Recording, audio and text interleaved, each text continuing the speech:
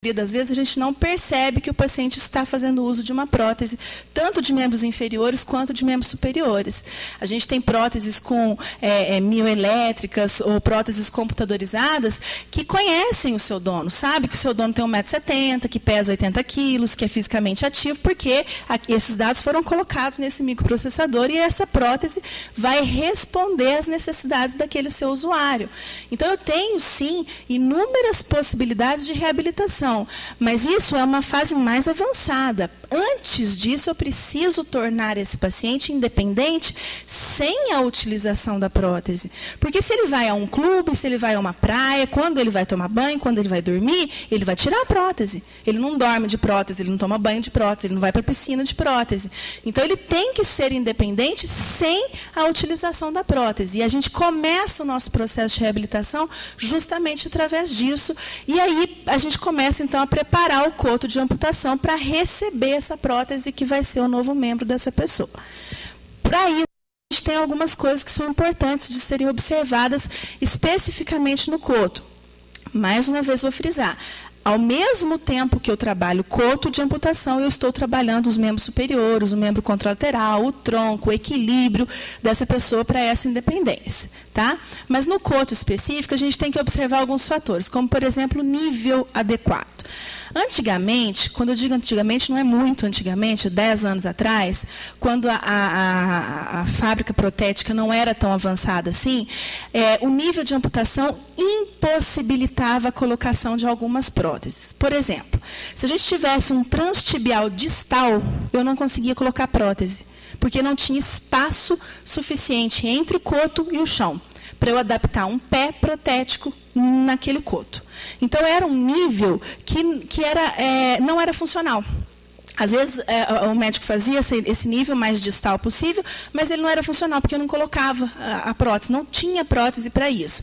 E aí, muitos casos necessitaram de revisão cirúrgica para passar para um transtibial medial, somente para a colocação da prótese. Hoje em dia, isso não é verdade mais. Hoje em dia, a gente consegue colocar, sim, prótese com cotos muito longos ou muito curtos. Cotos muito curtos, antigamente, também era um problema sério, porque eles traziam consigo muitas deformidades, por causa do braço curto de alavanca e um mau domínio da prótese por esse mesmo motivo. Então, eu não conseguia subir uma escada, descer uma escada, subir uma rampa, descer uma rampa, que com os dois membros inferiores nossos é muito fácil fazer isso. Às vezes, a gente não percebe quanto esforço é necessário para eu chegar na última cadeira lá. Mas um paciente que está com uma prótese, ele vai saber que, para isso, ele precisa de muito esforço. E um coto muito curto representava um braço de alavanca pequeno e um mau domínio sobre a prótese. Então, acabava limitando as atividades dessa pessoa. Hoje em dia, a gente não tem tanto esse problema, como eu falei, porque a indústria protética investiu muito e a gente acaba tendo próteses para praticamente todos os níveis de amputação, inclusive amputações parciais de pé, que antigamente também não tinha nada. Se eu tenho uma amputação parcial de pé, hoje em dia eu consigo colocar uma prótese estética, uma prótese funcional, que a pessoa não percebe que está utilizando, as outras pessoas não percebem a utilização dessa prótese. Tá? Eu preciso fazer com que esse coto fique estável. Quanto mais estável o coto estiver, maior o controle sobre a prótese. É esse o nosso objetivo. É fazer com que o paciente tenha total domínio sobre a prótese para que ele seja independente, para que ele consiga executar o maior número de ações possíveis com o menor gasto energético e com máxima eficiência. Para isso, o meu coto precisa estar estável. Coto estável significa um bom equilíbrio muscular, boa força, boa resistência, boa flexibilidade. Significa ausência de deformidades nas articulações. Se eu tiver deformidade em uma articulação, hoje não impossibilita. Antigamente impossibilitava a colocação de uma prótese. Hoje não. Eu consigo adaptar próteses mesmo com deformidades. Às vezes as pessoas têm deformidades congênitas e eu consigo colocar uma prótese mesmo com a deformidade congênita.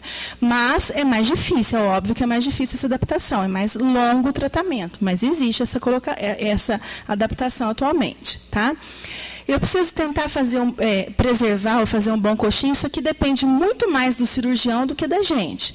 Porque se eu tenho um coxim adiposo, coxim seria a parte distal desse coto. Se eu tenho um coxim muito grande, onde eu tenho excesso de tecido mole, isso também dificulta o controle da prótese. Então, eu preciso conter esses tecidos moles através de uma faixa, por exemplo, para poder controlar essa prótese bem. Então, não seria legal que eu tivesse um coxim muito grande. E o contrário também não. Se eu tenho um coxim muito escasso, isso pode dificultar a adaptação à prótese. Nós tivemos um caso de um paciente lá na clínica, amputação transtibial distal, onde eu tenho pouco tecido mole, né, pelo nível. Ele é um paciente que teve uma boa evolução, ele era um paciente fisicamente, apesar de ser diabético, mas ele era um paciente muito ativo e da raça negra. Então, ele teve uma reabilitação, uma cicatrização muito mais rápida. Só que, quando ele colocou a prótese, por ser distal e o coxim dele está muito escasso, quase não tinha tecido mole, houve uma laceração. Ele, por causa desses motivos, ele começou a utilizar a prótese e aí começou a lacerar. Automaticamente ele teve que reverter, teve que tirar a prótese e a gente teve que começar a reabilitação lá do começo de novo.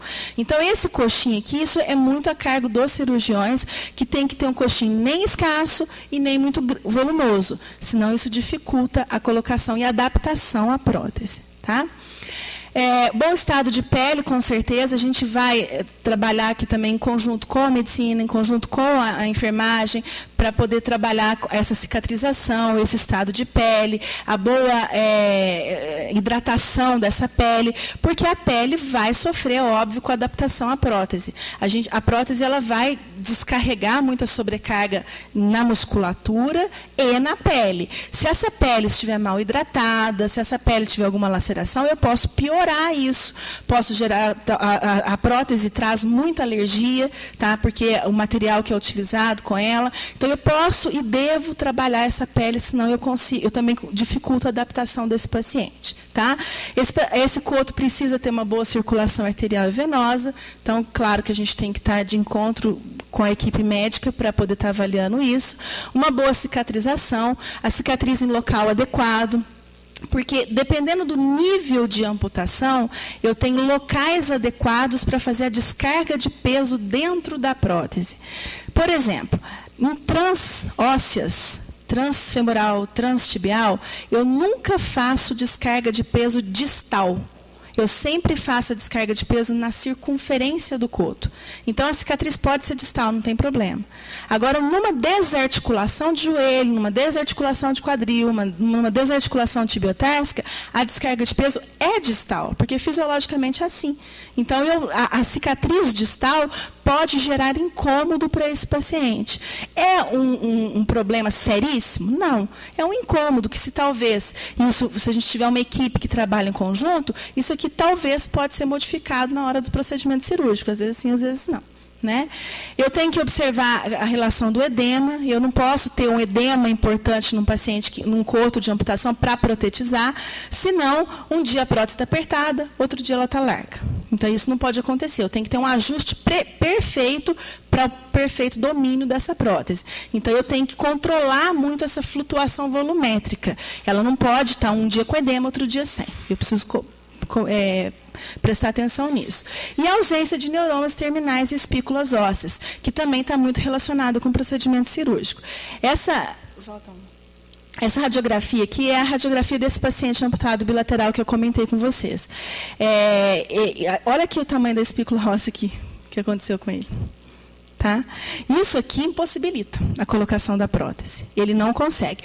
Ele é um paciente que evoluiu muito bem, como eu comentei, tinha muita força, muita resistência. A gente conseguiu trabalhar a parte cardiovascular dele, e aí ele conseguiu a prótese. A gente foi colocar essa prótese, ele começou do nada. Antes ele não sentia por quê? Porque não tinha nenhuma sobrecarga nessa região. Ele não tem descarga de peso nessa região, a princípio.